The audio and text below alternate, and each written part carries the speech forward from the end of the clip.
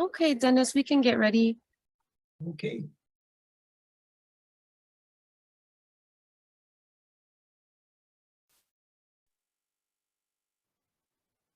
Good afternoon. I'm Dennis Galucki, and welcome to the 490th Imagine Greater Buffalo program and our 112th virtual Imagine Greater Buffalo program hosted by our wonderful Buffalo and Erie County Public Library.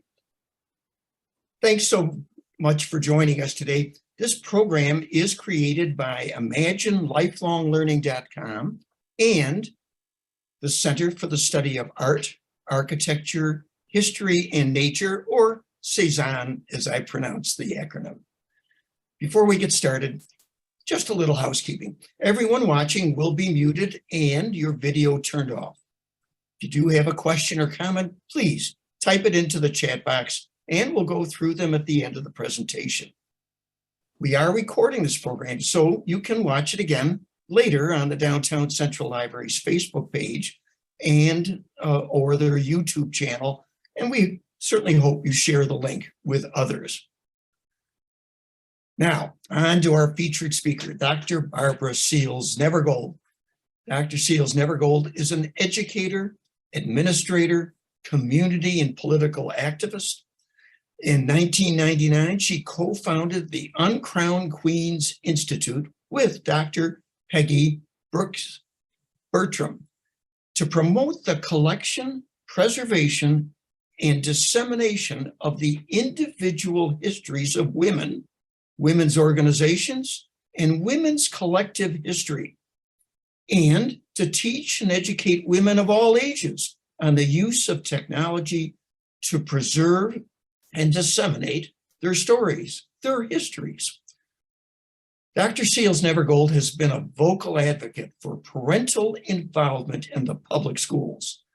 In 1989, she also co-founded Concerned Parents and Citizens for Quality Education, Inc., which was credited with increasing public awareness of educational issues and organizing parents as effective advocates. In addition, she served on a number of committees and task forces established by the Buffalo Board of Education and was the president of the Buffalo Public School Board. Dr. Seals-Nevergold has served in leadership roles on numerous local and national boards. She serves on the boards of Grey Cliff Conservancy and the Afro-American Historical Association of the Niagara Frontier. She has co-authored 4 books on Uncrowned Queens and received numerous awards, including the William Wells Brown Award in recognition of her efforts to preserve local African-American history, the Keeper of the Flame Award from the National Women's Hall of Fame, and the UB Star Award in 2001 for outstanding work on the Pan American Exposition Centennial Celebration. Wearing my pin just for a reminder. So now, part of the reason I do this is to read into the record these wonderful biographical sketches of the good people in our area. And certainly today's speaker is right at the top of that list in my estimation. So now let's welcome Dr. Barbara Seals-Nevergold. Barbara, take it away. Thank you, Dennis. Of course, I'm the only one of the few people that has a landline still that I thought I silenced, but it's not. So anyway, thank you for the opportunity really to talk about a group of Black women who, even though they were working in Buffalo for almost 100 years, are not well known. And given that this is Women's History Month, it's so appropriate to talk about this group called the Phyllis Wheatley Club of Colored Women. 1999 is when I first learned about the Phyllis Wheatley Club. And I'm basically a lifelong resident of Buffalo. And I was astounded to find this group of women who had been very active, as I said, for almost 100 years at that point. They were part of a national organization called the National Association of Colored Women's Clubs. Now, this group of women came together in 1896, a merger of several national African-American women's clubs, essentially fighting the stereotypes that had been promulgated about Black women, either being Jezebels or Aunt Jemimas, and wanted to refute that and to really provide the nation with an image of Black women as leaders, as community builders, as role models for those in the community who needed mentors. And so their motto for the group was lifting as we climb, indicating how they would reach back and bring the less fortunate along with them. Have the next slide.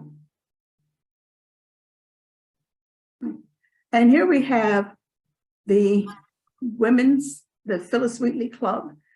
This photograph in the center was one I was very excited when I was doing research on the group to discover this photo in a Buffalo newspaper, 1900. The first known photo, at least that I found, of the group. They were organized in 1899, and one of their organizers was Mary B. Talbert. Mrs. Talbert was the secretary of the group. The fact that I also have a picture of the church here is indicative of the fact that this is where they met.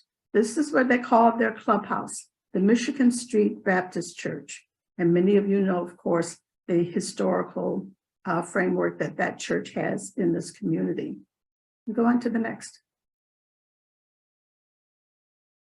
This is a notice, actually, of the first meeting of the club, an open meeting that they were holding, again, at the Michigan Street Baptist Church. And very early on, I think these women understood the power of the media and using, the public space of the media to give them a voice and to give them the visibility that they wanted to achieve in the community. As I said, they were founded in 1899, the first affiliate of the National Association of Colored Women's Clubs in Buffalo, New York. Other affiliates came along, and the National Association grew very rapidly. In the previous slide, they had somewhere around 100 clubs and 10,000 members in the space of a few years after they organized. Next. Getting started, again, here we have the women in their clubhouse, and many of the activities that they organized had to do with education, had to do with parenting, had to do with ensuring that community members who needed assistance got that, such as a Thanksgiving dinner that they organized. And they fed over 100 to 200 people the first Thanksgiving. And they didn't just relegate that to Black people. They fed anyone that was hungry and in need. Another thing that they did, we don't really, I think, include African-American women in the suffrage movement. These women did advocate for suffrage, not just for women, however. They wanted suffrage for all Blacks, males and females. When they organized in 1899, one of the first activities they wanted to do was to invite the National Association to Buffalo in 1901, which was for their biennial meeting. So it was the second one that the national organization held, and the local club was determined to have them held it here in Buffalo. The other thing that they were working toward very early on was to be included in the Pan American Exposition, also of 1901. So having the club here was one of the goals that they had, and having some other activity here, which I'll talk about in a minute, for inclusion in the Pan American Exposition of 1901. Next. The women, when they looked at the Pan American Exposition coming in, they realized very quickly that this was a positive that they could take advantage of in terms of moving forward their own agenda. Certainly, again, portraying or providing an image of Black people that was positive rather than negative. They saw the advantage of the fair being able to offer jobs to African Americans here. So they wanted inclusion in that way, but they also wanted inclusion in a way that would give them an opportunity to showcase the advances that Black people had made since emancipation. Again, to provide an image that would be positive, that would also be more accurate in terms of the diversity among Black people themselves.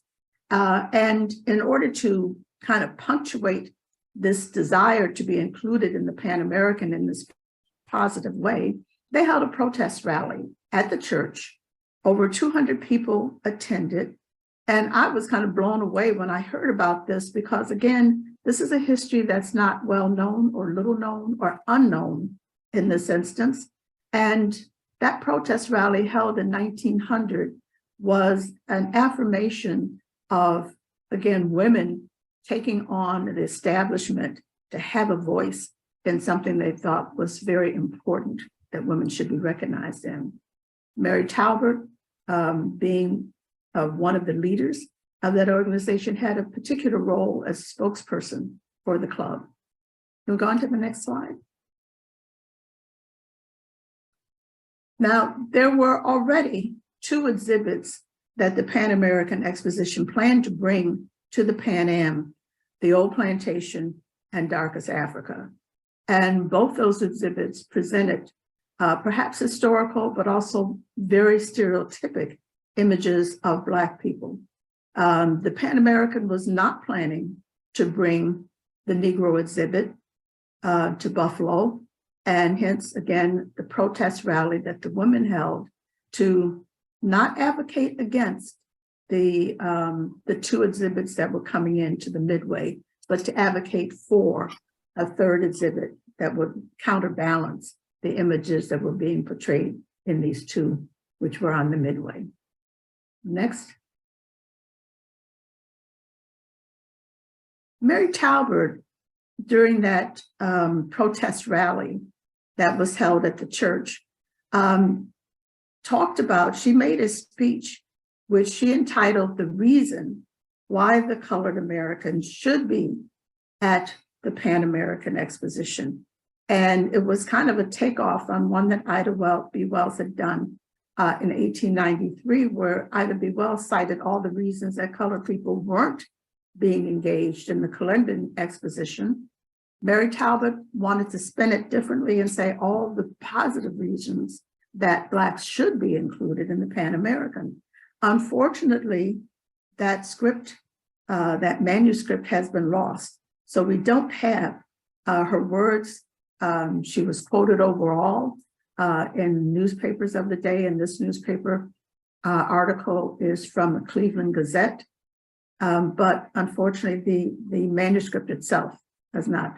But we know, again, that the purpose of the protest rally and the goal of the Phyllis Wheatley Club was to have a 3rd exhibit that was more complementary to Blacks, to have jobs for Blacks, to provide an opportunity for African Americans to really have a role in the Pan American Exposition.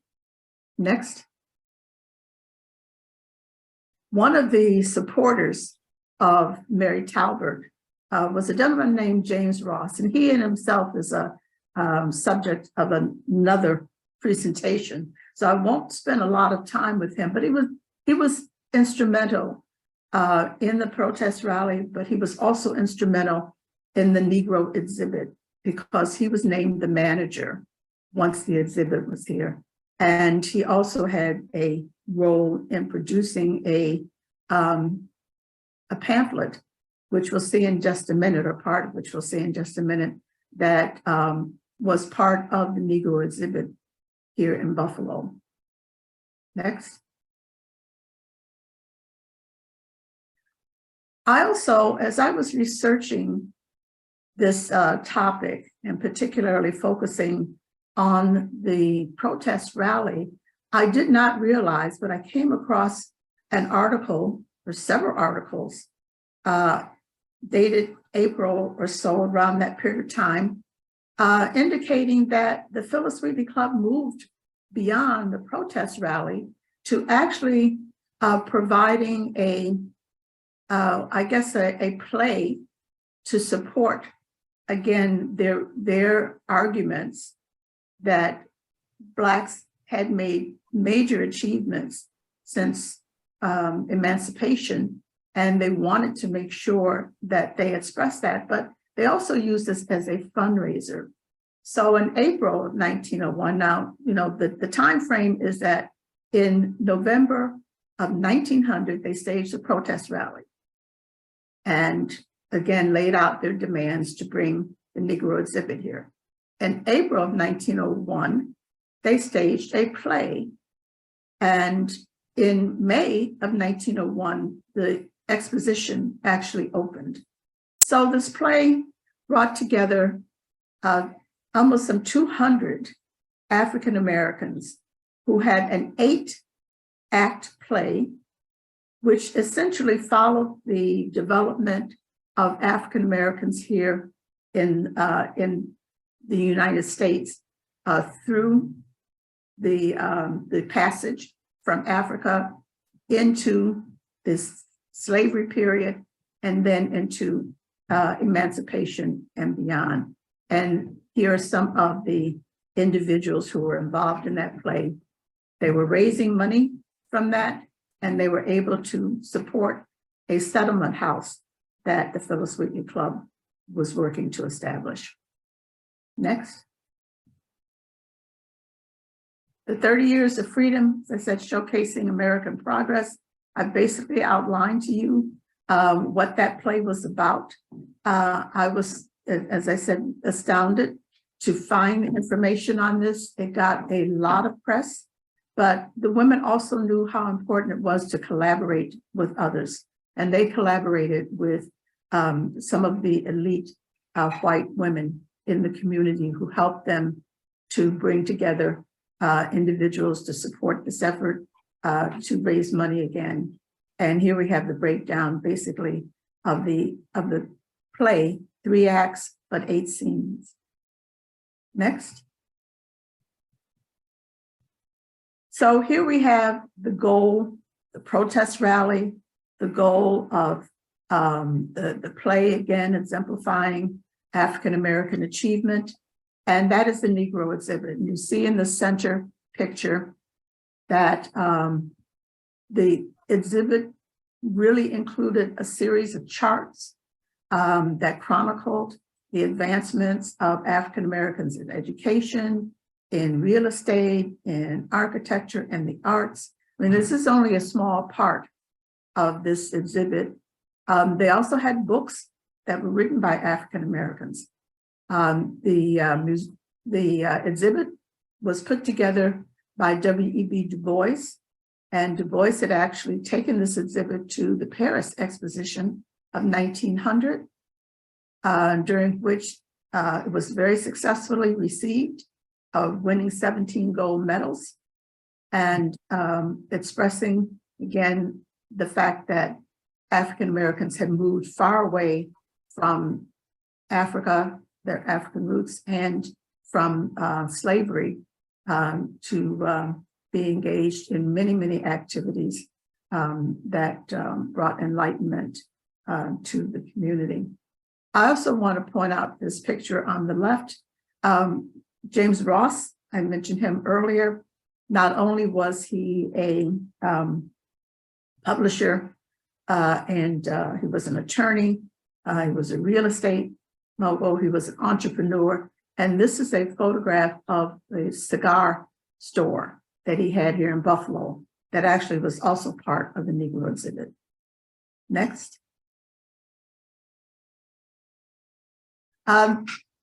This publication on the right here, the Forgotten Negro exhibit, was actually published by the Buffalo and Erie County Public Library at the time of the centennial of the exhibit in 1901. And there was some controversy for a while as to whether or not the Negro exhibit actually existed and whether or not it actually came to Buffalo, or existed as in coming to Buffalo. And in the scrapbooks of the library, there is a pamphlet that was printed and published by James Ross that was a pamphlet that went along with the Negro exhibit. And it's interesting in that, and again speaks to Mr. Ross's entrepreneurial nature, that this pamphlet had advertisement, paid advertisement in it. And it was the only one that I'm told had any kind of paid advertisement of the pamphlets that were distributed during the exposition. But it had the souvenir pamphlet that was lost, possibly lost or misplaced, was found and it is available. You want to take a look at it at the library. Let me move on. So when we look at the protest rally going back to Phyllis Wheatley Club and their activities at that point, they did have an impact. They did have a voice ultimately. They did not get a seat on the board of managers with the exposition, which is also something they advocated for, but they did get the Negro exhibit. They did have what was called a committee of comfort that was established, and Mary Talbot was on that committee, and James Ross and Reverend Nash were on the committee, and their goal was to ensure that African Americans who were visiting Buffalo and visiting the fair were able to find comfortable dwellings, did not feel that they were discriminated against, felt welcomed. And they prepared a number of activities to welcome individuals to the fair.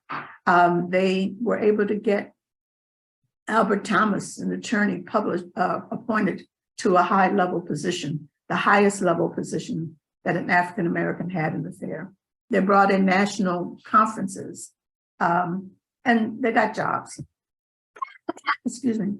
And so the protest rally was successful and really accomplished a number of goals, not just bringing the exhibition here from Paris. Next. I just want to mention briefly the James Benjamin Parker, because again, his history is another important and some overlooked and understudied history. James Parker, the Black man who saved William McKinley from being shot a third time by his assassin, initially greeted as a hero, but very quickly discredited. Jim Parker left Buffalo rather quickly after the assassination, and I've written about his history. I've traced where he went and what happened to him ultimately. And as I said, that's another story coming out of the exposition. Next.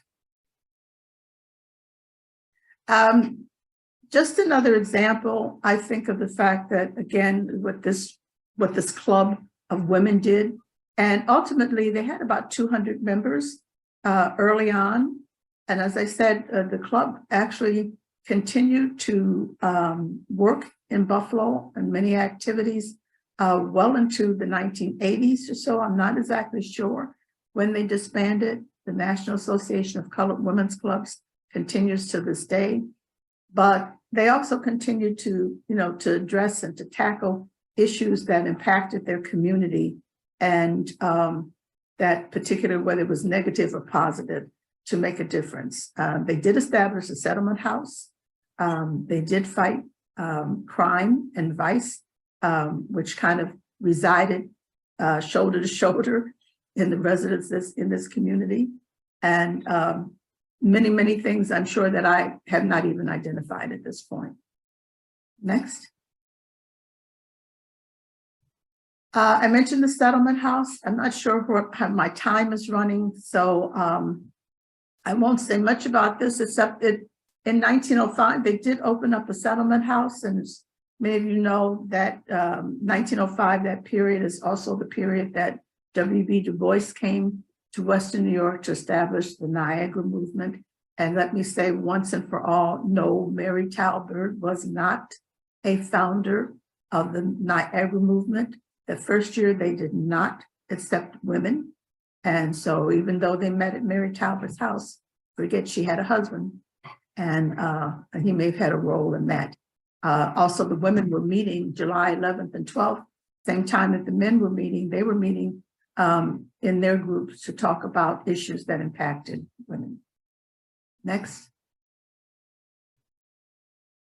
Mary Talbert, my friend and colleague, Dr. Lillian Williams, has been working on a biography of Mary Talbert.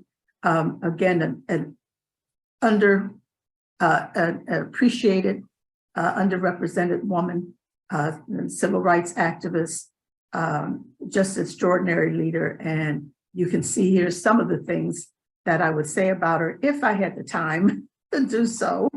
But she is a really individual that this community should know more about, should talk more about, should read more about, because she's an extraordinary leader, a preservationist. Thanks to her and her leadership, the preservation of the Frederick Douglass House was accomplished. She was the president, the 6th president of the National Association of Colored Women's Clubs in 1916. We have next. Finally, and we are getting to finally, this is another photo that I found of a young group of women called the Oriole Circlet of Buffalo, again, taken in 1900. One of the things that the Phyllis Wheatley Club did was certainly to mentor and nurture younger women and younger women's groups. I have not been able to find anything beyond this photo of this beautiful group of young women. I keep looking, and hopefully one day I'll find something and I'll be able to add more than just a photo about these young women. Next. Finally, if you get an opportunity, and I hope all of you will, who are looking at it, if you haven't yet, to go to Uncrowned Queens webpage, the Uncrowned Community Builders, and we changed the webpage from Uncrowned Queens to Community Builders when we added men to make it more consistent. But I consider the work that I've done on the Phyllis Wheatley Club to really have been, for me, the inspiration, one of the main inspirations behind the Uncrowned Queens Institute, because of the recognition that there are so many women whose histories have been underrepresented because they are unknown or not well known, that we need to, one, be able to expand that history, and two, to be able to share that history, particularly with younger people. And so the histories of many women, some of whom we actually identified were members of the Phyllis Wheatley Club, like Clara Payne, the first Black social worker in Buffalo. And I think on that note, have I exhausted my 20 minutes plus? Well, Barbara, you condensed an awful lot into a short period of time, and hats off to you for doing that. You've done so much good work in trying to bring awarenesses. The community has this church that is in a process of renovating. What do you imagine is the story? How does the story get told to a nation, as you know, that wants to see different cities, and especially in many ways, the role of the Black people after the Civil War, when many of them migrated to cities like Buffalo and Detroit in the Great Migration? What story, in essence, do you hope we can present to a larger audience, let alone ourselves, let alone our own community? Well, I think stories like the story of the Phyllis Wheatley Club need to be magnified more. They need to be, and in the schools, there's a a grade level. There's several grade levels, which the focus is on local history. I think it has to be in the curriculum, has to be in the local history, but certainly in the mainstream, you know, as today, as we're talking and having the opportunity to talk about this group of women. I'm sure, you know, as I was in 1999 when I heard about this group, was anxious to learn more and had no idea that, again, a group with such longevity had existed in Buffalo, and there seemed to be no record of their history. So we have to create the record. And I hope I'm working to create the records to make sure that the history continues to be written as well as oral. I think, you know, we spend too much time sometimes with the oral histories, but we have to have both oral as well as written. All right, very good. Kate, and I saw in Ann flash something on. What bring us up? Are there questions? Yeah, there's a few questions. The first is a comment and a question for Dr. Nevergold. Congratulations on your amazing work and career. How can we ensure that today's youth learn this important piece of history? Yeah, I think I just mentioned, I think I may have answered it again, that we need it in the curriculum. I am writing. I recently, well, actually 2019, I think, wrote a book on Ida Fairbush, the first African-American teacher in Buffalo. And what I find is that very often we know one fact, I call a factoid. So Ida Fairbush, as the first Black teacher, that fact was known about her, but nothing else. So, you know, you have a flat individual with one fact. So I'm trying to put some flesh on those stories by again, researching them and expanding them so there's more about Ida than that she was the first Black teacher. How did she get there? That's a question. So, you know, and I think we need to engage young people in doing some of that research too. Yeah, a second question and comment is, Barbara, it's always great to hear you speak. Thank you for your strong leadership when you were on the school board. I'm curious about the settlement house. Where was Potter Street? Has there been a good history of Buffalo settlements houses? Well, Potter Street is actually Nash Street now. So the Nash House is on Potter Street, but it was renamed after Reverend Nash, I think after he retired in 1952 or so. And I really have not done work on settlement houses, on the history of settlement houses, although I've worked at one for a very long time at the Friendship House in Lackawanna, but unfortunately I haven't done that work. And that's it for the questions. All right. How do we replicate you? Thank you for the questions. How do we inspire others to assist you in this research? There's much to do, and you do a good job. Thank you. I was always intrigued how the anti-lynching movement, from what I understand, started here in Buffalo, and just gets signed into legislation recently. Right, as the Emmett Till bill. Well, Mary Talbert, again, coming back to her and how underrepresented her story is, actually was a member of the NAACP. And she started a campaign called the Million Women Campaign against lynching.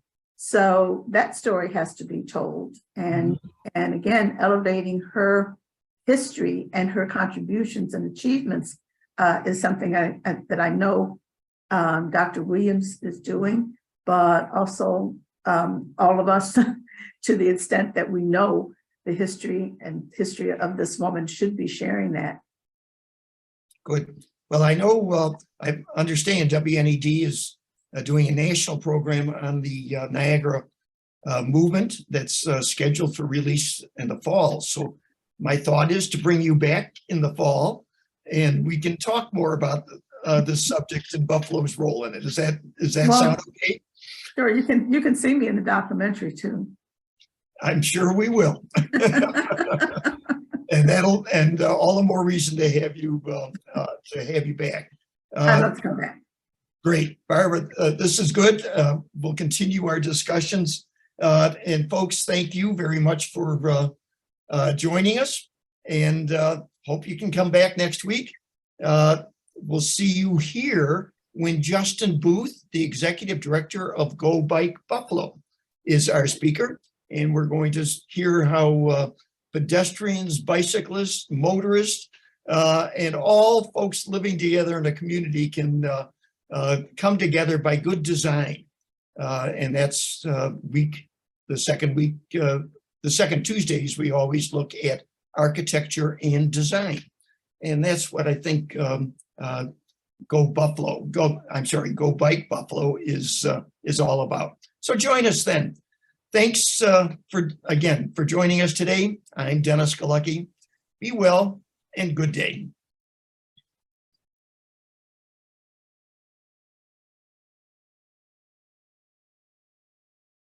Okay, Well done. Well done. great. Yeah, I looked at my watch. I thought, oh my God, it would go fast. And I knew it would too, but I didn't think it would go that quickly. That's